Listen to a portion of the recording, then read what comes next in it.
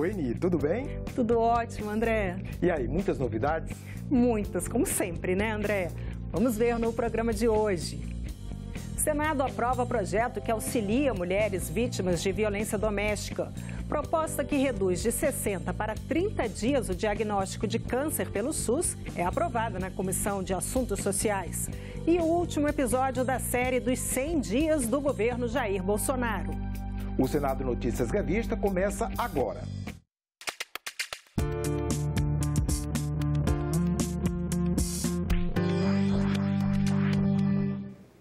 Os senadores aprovaram em plenário o projeto que auxilia mulheres vítimas de violência doméstica. Também foi aprovada a proposta de emenda à Constituição, que simplifica o repasse do dinheiro das emendas individuais dos parlamentares para municípios e governos estaduais. Os recursos destinados a obras serão depositados diretamente nas contas do Fundo de Participação dos Municípios e Fundo de Participação dos Estados. Essa é uma reivindicação antiga de prefeitos de todo o Brasil, que estiveram reunidos em Brasília. Emendas parlamentares individuais ao projeto de orçamento anual da União poderão ser alocados diretamente nos fundos de participação dos estados e dos municípios. Isso está na proposta de emenda à Constituição, que segue para a Câmara dos Deputados após ser aprovada pelo Senado nesta terça-feira, primeiro dia da Marcha Nacional de Prefeitos a Brasília.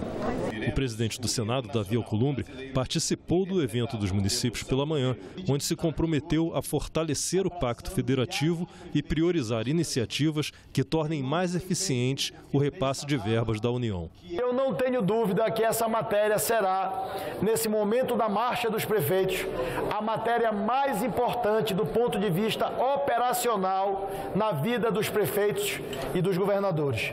A possibilidade de apresentarmos emenda junto ao orçamento da União para o FPM e o FPE dos estados, muitas das vezes será a única condição que um prefeito ou governador pode ter de realizar, desburocratizando totalmente a transferência voluntária das emendas parlamentares para as prefeituras e para os governos estaduais.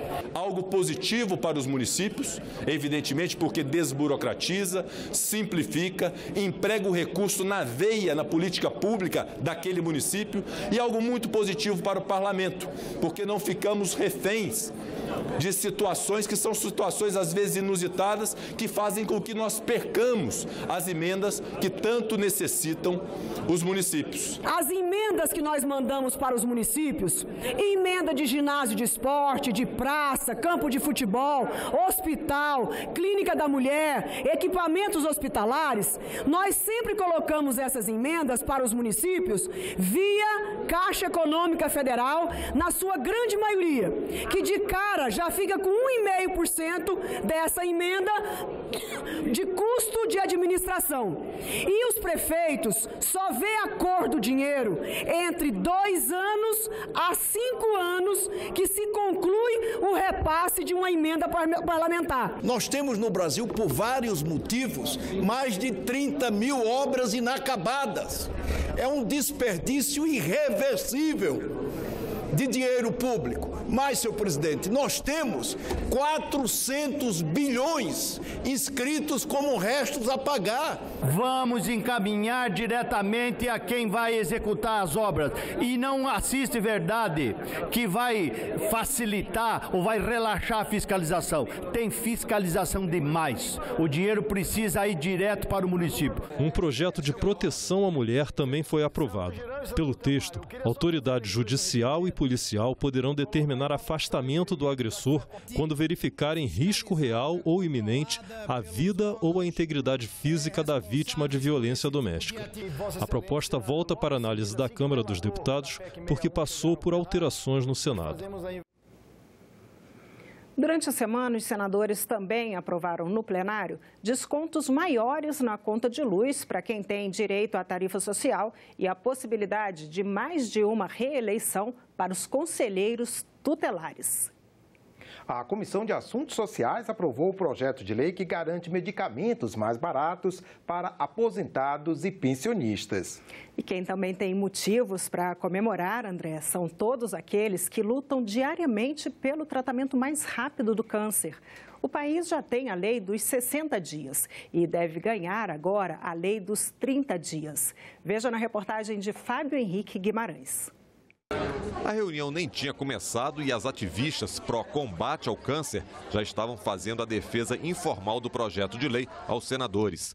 Depois dos 60 dias estabelecidos em lei para iniciar o tratamento, agora a batalha era pelos 30 dias para fazer a biópsia e confirmar a suspeita do médico.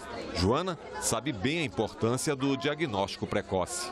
Eu tive muito jovem, eu tive aos 30 anos de idade. Na minha família já tem casos de câncer de mama, como a minha mãe e a minha tia, então eu já estava atenta, já conhecia o meu corpo. Então, nos primeiros sintomas, eu procurei o médico, fiz o diagnóstico, iniciei o tratamento rapidamente. O senador Otto Alencar deu um depoimento pessoal, reforçando o avanço que o combate ao câncer pode ter com a aprovação do projeto.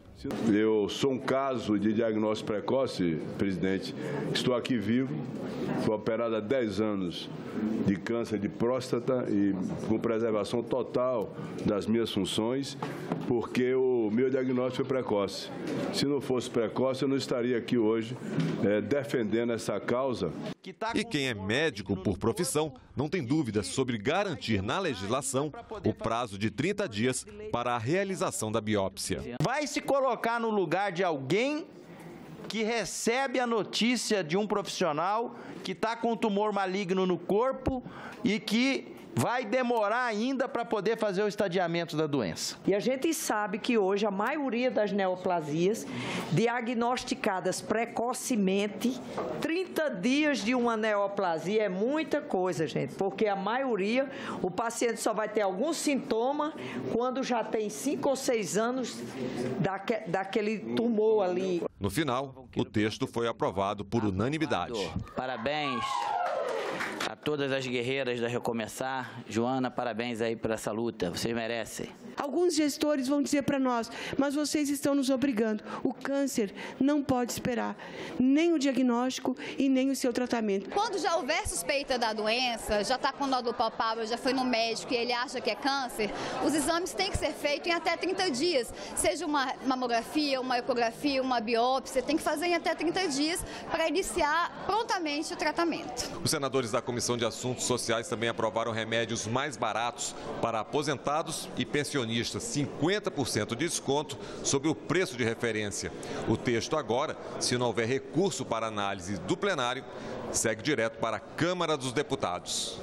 Todo o medicamento com prescrição médica, naturalmente, que vai atender a questão da saúde do aposentado e do pensionista, desde que o salário dele, em hipótese nenhuma, ultrapasse o teto do regime geral da Previdência, que está aí em torno de R$ 5.900. Na coluna Momento Eco de hoje, o jornalista César Mendes apresenta alguns assuntos da edição de abril do programa Eco Senado. Entre os destaques estão uma reportagem sobre a conservação de aves silvestres no Brasil e também trechos do filme Flor do Moinho. O programa Eco Senado é exibido sempre nos finais de semana pela TV Senado. Uma personagem que resume em si todo o encantamento do bioma cerrado no Planalto Central do Brasil. Estamos falando da Dona Flor, parteira e raizeira na Chapada dos Veadeiros. Personagem central do documentário Flor do Moinho.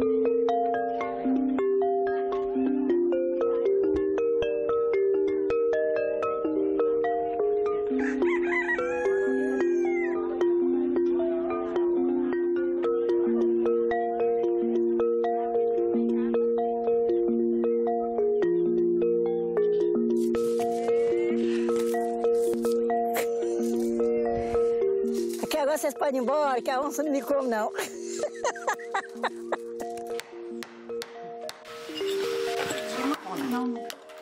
Eu não aprendi a mexer com erva com ninguém, porque eu adoecia, morava nos matos. Não tinha médico, não tinha remédio. Eu ia pro mato aquela erva que eu visse lá, que eu via que servia para alguma coisa, eu levava para casa. Aí quando eu sentia uma dor, sentia alguma coisa, eu fazia e bebia. Quem primeiro usava meus remédios, que hoje eu receito para os outros, eu bebia primeiro. Porque se fizesse mal, fazia a mim.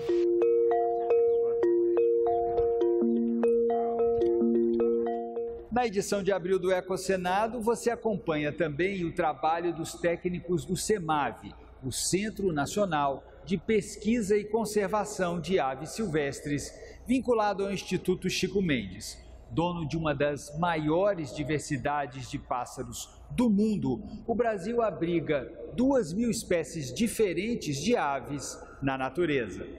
O CEMAV é um dos 13 centros de pesquisa e conservação geridos pelo Instituto Chico Mendes. A sede nacional fica em Cabedelo, na Paraíba, mas existem 2 bases avançadas, uma em Florianópolis e a outra em Brasília. Nós fomos ao Parque Nacional de Brasília para acompanhar uma atividade de anilhamento de aves e para entender melhor o que está sendo feito em nosso país para conservar esse fantástico patrimônio biológico. A gente tem utilizado mais nas unidades de conservação para fazer o monitoramento das comunidades de aves. Então a gente arma as redes de neblina, onde a ave, ao entrar em contato com a rede, ela fica presa. Nós vamos lá, tiramos essa ave da rede, colocamos dentro de um saquinho de pano e trazemos aqui para a estação de anilhamento. Aí aqui vocês fazem a medição da ave, basicamente, o processamento da ave, o anilhamento, tiramos as medidas, pesamos e coletamos essas informações. O programa Ecosenado é exibido sempre aos sábados e domingos, às 9 da manhã e às 4 da tarde. Esse foi o Momento Eco. A gente volta na semana que vem, aqui no Senado Notícias Revista, com mais informações da área ambiental. Até lá! André, semana cheia de votações importantes, né? Isso mesmo, Eni, tanto no plenário quanto nas comissões. Vamos conferir agora no nosso Giro de Notícias. Vamos lá. Na segunda-feira, a Agência Senado destacou a decisão do Conselho de Comunicação Social de preparar um relatório sobre os efeitos na comunicação social das propostas dos projetos anticrime do ministro da Justiça, Sérgio Moro. O conselheiro Miguel Matos deverá apresentar uma análise dos 3 projetos apresentados pela senadora Elisiane Gama e também dos 3 projetos do pacote anticrime do Ministério da Justiça, que iniciaram a tramitação em 19 de fevereiro pela Câmara dos Deputados.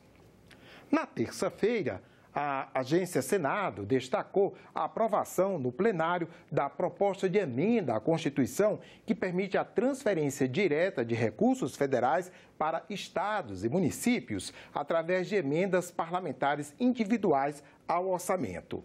A PEC 61 de 2015 teve a tramitação acelerada para passar pelos 2 turnos de votação no mesmo dia e agora segue para a Câmara dos Deputados. Na quarta-feira, a capa da Agência Senado mostrou a decisão da Comissão de Constituição e Justiça pelo arquivamento do pedido de criação da Comissão Parlamentar de Inquérito dos Tribunais Superiores. O colegiado acatou o relatório do senador Rogério Carvalho, que recomendou não levar adiante a criação da comissão. Foram 19 votos favoráveis e 7 contrários, transformando o relatório em parecer da comissão. A decisão ainda vai ser analisada pelo plenário. Já na quinta-feira, um dos destaques da Agência Senado foi a aprovação em plenário do projeto de lei da Câmara que torna abusiva a publicidade que induza o consumidor a engano na aquisição de produtos ou serviços. Como recebeu emendas no Senado, o texto volta para a Câmara dos Deputados. Eni, está tramitando no Senado uma proposta de emenda à Constituição que reduz a maioridade penal para 16 anos em qualquer caso, e não apenas nos crimes hediondos.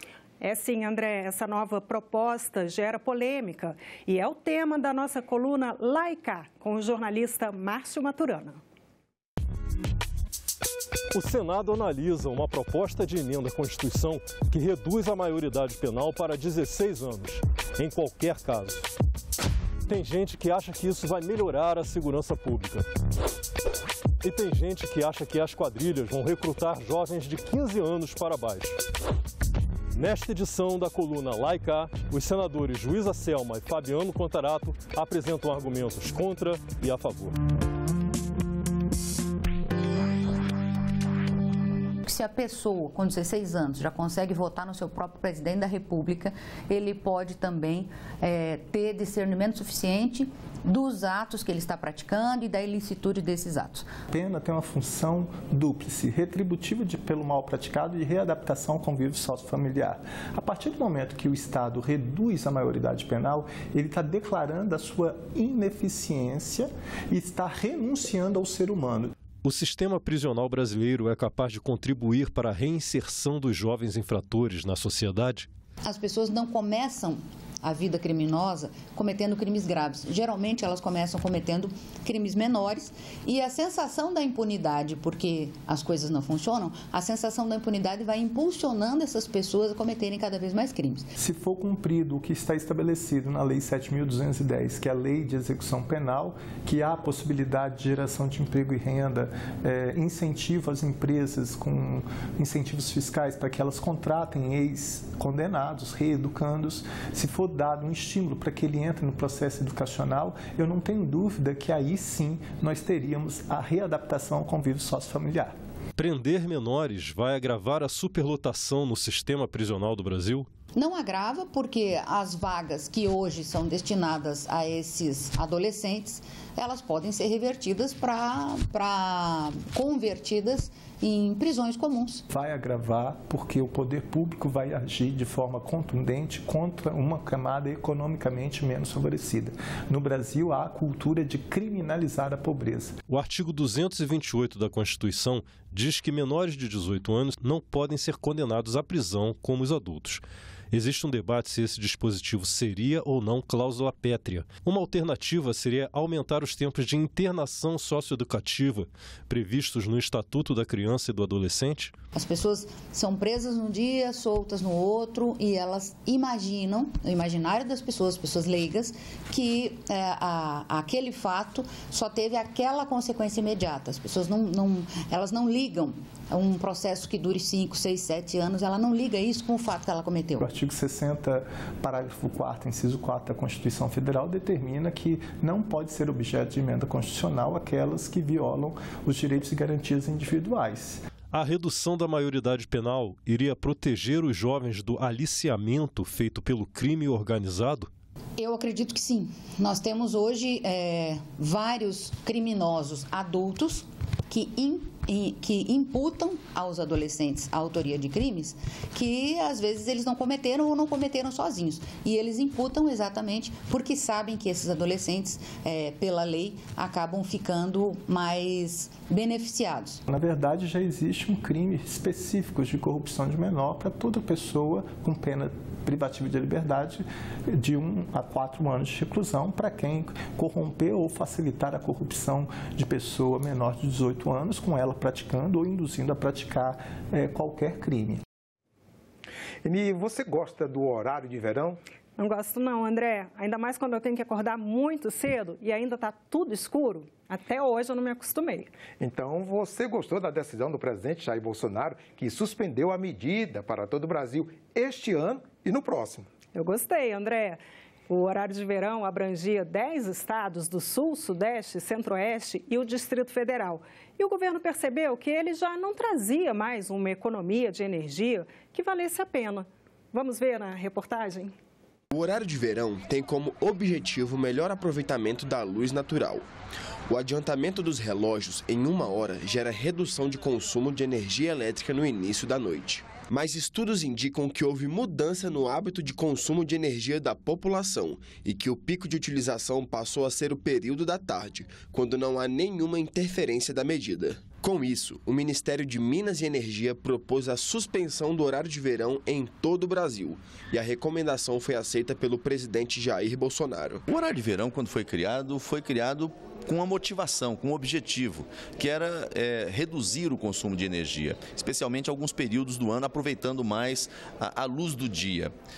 Os dados que a gente tem hoje apontam para uma realidade totalmente diferente, né? Não há impacto no consumo de energia com a adoção do horário de verão. Há estudos demonstrando há algum tempo que a economia de energia que se fazia era muito limitada e que com certeza terminava por não compensar os transtornos gerados, especialmente por essa diferenciação de horários entre regiões do país, pelo fato de que há mudanças significativas no funcionamento biológico das pessoas, principalmente nos períodos imediatamente anteriores e posteriores ao horário de verão, e eu acho que realmente não havia mais muito sentido de que continuasse. Outro ponto é a segurança. Muitas pessoas se sentem inseguras ao sair para o trabalho antes do nascer do sol. Se eu levanto 4h27, no horário de verão seria 3h27. Então, para mim, seria mais ruim. Você sai na rua de madrugada, então já aconteceu de ser assaltada. Então, para mim, é melhor. Eu acho bom acabar esse horário de verão. Para mim, não traz benefício nenhum, não. Só traz perigo, né? É perigoso para as pessoas ir na parada, pegar os trabalhadores. A economia é muito pequena, acho que não vale a pena o sacrifício, né? Principalmente quem tem crianças e o próprio trabalhador, né? Que acorda 4 horas da manhã, 5 horas da manhã para pegar um metrô, para pegar um ônibus. Tudo escuro, tudo à noite. Né? O risco é muito maior, a violência é muito grande hoje. Mas há quem prefira a continuidade da medida. Eu acho bom esse horário de verão. Eu gosto desse horário. Mas para mim não devia acabar, não. Acho que o horário de verão é muito bom, né? Na verdade, eu gosto bastante. Não aproveito isso aí, não. André, o governo Bolsonaro completou na última quarta-feira 100 dias. Isso mesmo, Eni. Apesar do pouco tempo, a popularidade do presidente já está em queda. E este é o tema da última reportagem da série sobre o mandato de Bolsonaro. Caso eleito, e se Deus quiser isso ocorrerá, nós teremos a liberdade para indicar as pessoas certas para ocupar os lugares certos na política brasileira. Porque a política das indicações do toma lá da cá leva o Estado à ineficiência e à corrupção. Isso não poderemos admitir. Bolsonaro venceu uma eleição que acabou com o antagonismo entre PT e PSDB. Quando recebeu a faixa presidencial, segundo o Datafolha, 65% dos brasileiros acreditavam que o capitão reformado faria um governo ótimo ou bom. Os pessimistas eram minoria. Apenas 12% acreditavam que Bolsonaro faria uma gestão ruim ou péssima. Passados 3 meses de governo, o cenário mudou. Para a maioria dos brasileiros, Bolsonaro fez menos do que o esperado nesses primeiros 3 meses. Uma parte acha o contrário, que ele superou as expectativas. E teve também quem achasse que o presidente ficou na média, fez o que era esperado. O presidente chegou aos primeiros 100 dias de governo com a popularidade em queda. Ele foi avaliado como bom ou ótimo por 32% dos brasileiros, enquanto 30% consideram o desempenho dele ruim ou péssimo. De 0 a 10, a nota que os brasileiros dão ao presidente é 5,4, sendo que 10% avaliam com 10 e 16% com nota 0. Parte do problema do governo foi ter perdido muito capital político com polêmicas que seriam desnecessárias. Então, a gente tem um governo que usa o Twitter como forma de comunicação com a população e até com a mídia. Muitas vezes um anúncio sai no Twitter, não no diário oficial, então você tem que estar acompanhando o que ele tem que estar falando nas mídias sociais, porque pode ter um impacto político. E isso faz com que determinados temas que não deveriam ser da pauta do presidente acabam entrando. E isso acaba afetando a percepção do governo, a percepção do que eles têm lidado. Uma vez eleito presidente, talvez esperasse que ele descesse do palanque, né? Que ele tivesse um discurso mais de harmonia para tentar congregar todos e abandonasse um pouco o discurso de deputado. No balanço dos primeiros 100 dias, o presidente assinou 18 decretos e projetos relacionados às metas. São medidas como o envio de um projeto de autonomia do Banco Central ao Congresso, a criação de uma política antidrogas e de um comitê interministerial contra a corrupção e a extinção de cargos vagos. O presidente também assinou um termo de compromisso com a integridade pública. Os desafios são inúmeros e complexos neste grandioso Brasil.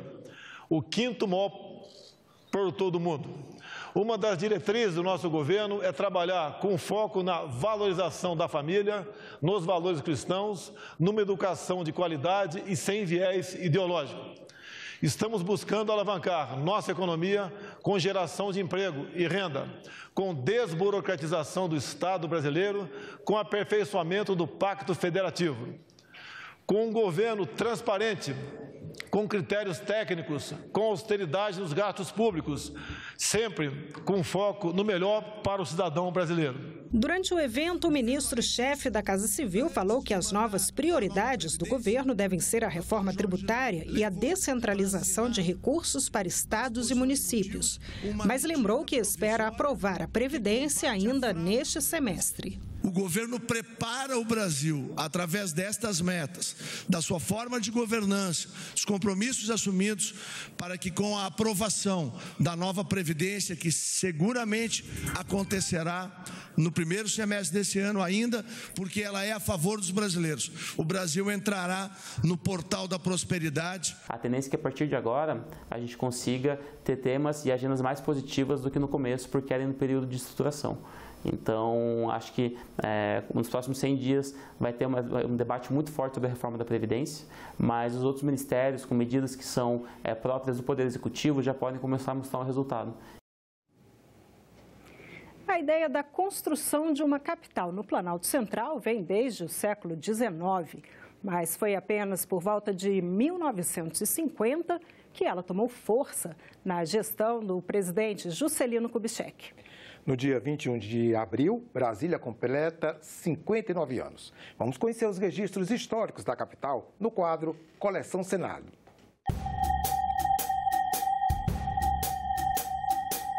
A mudança da capital para o Planalto Central estava prevista na primeira Constituição Republicana de 1891. 5 anos depois, o Congresso Nacional destinou verbas para estudos de demarcação que financiaram a Missão Cruz. Em 1905, um projeto autorizava o Executivo a instalar a nova capital, até 1921, na área demarcada pela Missão Cruz. Mas a proposta não foi aprovada. Foi apenas em 18 de abril de 1956 que o presidente Juscelino Kubitschek enviou o projeto ao Congresso para a construção da capital. A proposta autorizava a criação da Companhia Urbanizadora da Capital Federal, que teria a missão de planejar e executar as obras e ainda negociar imóveis. Passados 6 meses, o Congresso comunicou ao presidente Juscelino Kubitschek a aprovação do projeto. O último passo, um ano depois, foi marcar a data da inauguração, 21 de abril de 1960.